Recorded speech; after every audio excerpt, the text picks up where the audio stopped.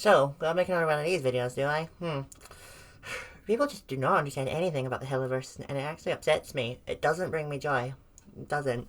So today we're talking about Lucifer, and how he's not a fraud, like everyone keeps saying. Okay, so, in case you don't know, well, spoilers if you haven't watched Season 2. Go watch Season 2 first and then come back here. But, if you don't know what I'm referring to, right?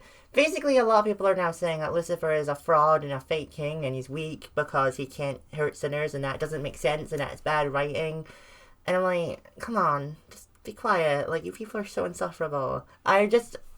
I'm tired of it. So, like with Via, I have to make a video about Lucifer and how he is not the one in the wrong here. Let's get into it. So yeah, Lucifer can't hurt sinners, and people are saying that that's dumb and bad writing, and they obviously clearly did not pay attention. I actually saw someone say that it wasn't explained, and it literally was. They literally say exactly why in the show. It's because it's Lucifer's punishment. Like, did y'all ever get the beginning when Lucifer created hell by accident because of his pride of sharing the apple with Adam and Eve? Like, did y'all just forget that?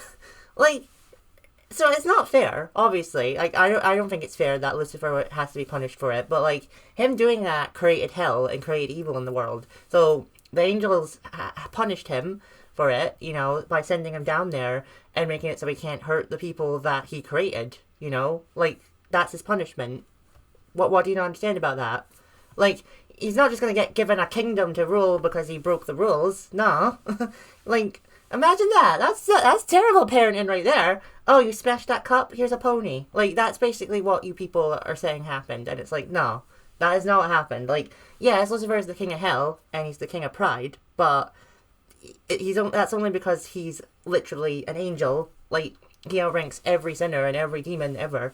But he is also being punished by the angels for creating hell in the first place. Like, that's why he's down there. That's why he can't hurt sinners. Like, is that not obvious? Like, because back in season 1, a lot of people were saying, why can't Lucifer just do this? Why can't he just do that? And I agreed with them. Like, I did.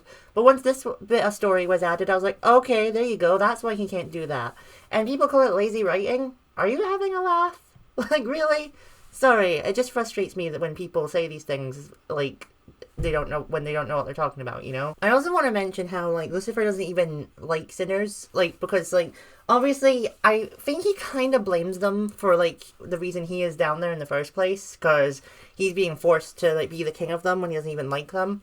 But, like, it's not their faults that he created them, basically, but I think that's why he doesn't like them. He doesn't even know any of their names, and that's actually one thing I don't like about his character. Like, it makes him feel so pretentious, because he literally does not know anyone's name. He calls Vaggie Charlie's girlfriend. He, like, full on was like, I'm hanging out with, what's your name? To Angel Dust. So, yeah, that's a bit, like, come on now, Lucifer, at least learn people's names. Like, not every sinner's name, obviously, because that's impossible, but, like, at least the sinners that are close to you. Don't just call Vaggie Charlie's girlfriend, you know? I wonder how many people are going to comment, Vaggie's not a sinner. Didn't say she was. Alright. Also, it was kind of foreshadowed too, like, in season 1 as well, because, like, you know, I'm not going to talk about, like, all the stuff with Lilith, because that's kind of its own separate issue with his depression, so, like, right now, that doesn't matter. So, we're just, like, focusing on this stuff. So, like, it was kind of foreshadowed, because, like I said, you know, Lucifer didn't do anything, like, ever in season 1, or, like, the beginning of season 2, when he really could have, and he would have solved the problem really easily. But, you know, now we know why he didn't. Plus, that would have been lazy writing as well, actually. Side note. Anyway, I have my notes written down. So when the angels come down to attack the hotel and Lucifer, like, gets involved, you can see how much he is enjoying beating the shit out of Adam. Like, because he can beat the angels as much as he wants. Like, he can't beat the sinners, sure, but he can overpower the angels as much as he wants, because they're not part of his hierarchy, so they are not part of his, you know, rules. So you can see how much he's loving. He is literally seeing red. His eyes go red when he is beating the shit out of Adam. Like, and even Charlie has to stop him, because even Charlie thinks that he went too far. And that's when Lucifer kind of realizes, oh, I was enjoying that. So yeah, it was kind of foreshadowed. And also, I mentioned this before, but in the first episode of season 2, the scene when, like, he's wearing his little gay housecoat and, like, Alistair's annoying him and he's trying to, like, hit Alistair, but Alistair's just holding him back. Like, obviously because Lucifer can't touch him. So then he just throws a duck at him. So yeah.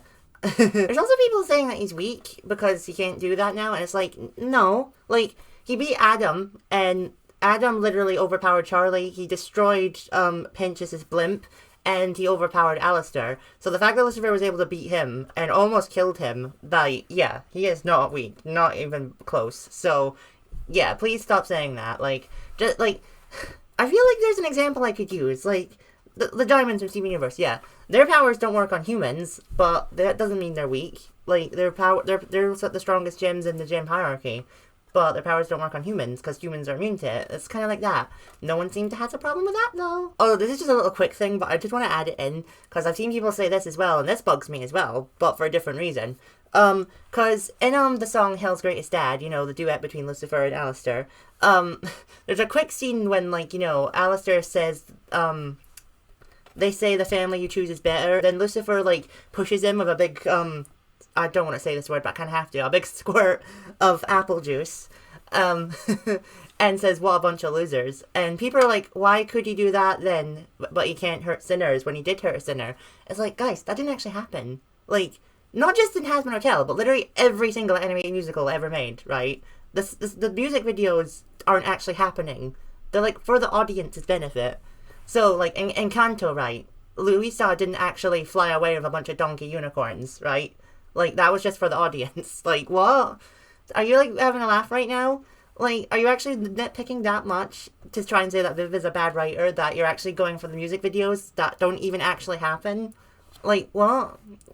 Sorry, that just frustrates me on, like, a different level, because, like, that's, like, what animated musicals are all about. Like, in Princess and the Frog, you know, during Almost There, like, Tiana imagines what her restaurant's going to be like. That didn't actually happen. That was in Tiana's imagination. Okay, I want to talk about Vox trapping him now, because I've seen people saying that doesn't make sense because he's, like, a shapeshifter, so he should be able to escape. Or that, like, the laser itself doesn't make sense, because if Lucifer can't hurt sinners, how is the laser hitting sinners? It's like, shut up. Like, first off, he's literally in, like, a case made out of angelic glass and steel.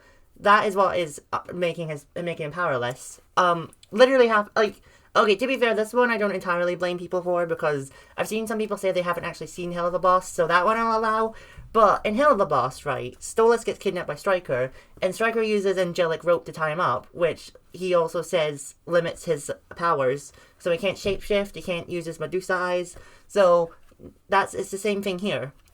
His hands and feet are literally, like, binded by angelic steel, so he can't use his powers, he can't shapeshift, so don't know what, like, I feel like, maybe this one I do sort of understand in a way, but I'm just trying to explain it in a nice way, because I think, like, I wasn't really that nice with my other points, but this one I'll be nice with, because I can at least give you the excuse that you haven't seen Hell of a Boss, so fair enough on that one. But that is the reason, because his hands and feet were bound by angelic steel, he couldn't use the shapeshifting powers. But then people are saying that it doesn't make sense then that the laser even works and can hurt sinners, but it actually does, because if you remember, Vox literally attached cables to Lucifer's body, and that's, like, draining his powers out, and then Vox is using that power to, like, shoot at heaven, and then he just starts going crazy with it and shooting all of hell. And, like, that does make sense, because, like, he's destroying hell itself. He's not, like, destroying, like, just the sinners, if that makes sense. So, like, technically that's not Lucifer doing that. That's Lucifer's energy that's doing that. I hope that makes sense. Okay, my last point for the video, it also parallels the real world for Lucifer not being able to do anything. Because the sinners can literally just do whatever they want, basically. And there are rules, but, like, they're not going to follow those rules, because Lucifer can't enforce them. Satan can, though, just saying. But that's a different story. So, it's kind of the opposite, really, because, like, Lucifer is the king of hell, and he can't do anything to overpower the sinners who have literally tried to rise up now. But it's kind of the opposite, because in real life, you know, I'm not going to say anything, but let's just say politicians are more evil than ever right now, and, you know, the people are kind of powerless to do anything right now about it. Like, They can't stop them. Like, they can vote for them, sure, but that only goes so far. They can't stop them or, like, you know, do other drastic measures to them. I mean, they kind of did with a certain someone this year, but hey-ho. So, yeah, it's kind of a parallel to the real world, but in the opposite way, because it's the ruler wanting to make things better but can't, whereas we want to make things better but can't. So, yeah, I don't know what else to add there, but it's a parallel to the real world. That's what my point was. But anyway, that is my video on why Lucifer is not a fraud, and that you all need to pay more attention. Let me know what you think of Lucifer in the comments down below. I will actually hear nothing bad about Lucifer, because Lucifer is absolutely perfect, and so is Jeremy Jordan, so be quiet. Please like and subscribe, and I'll see you next time. Bye!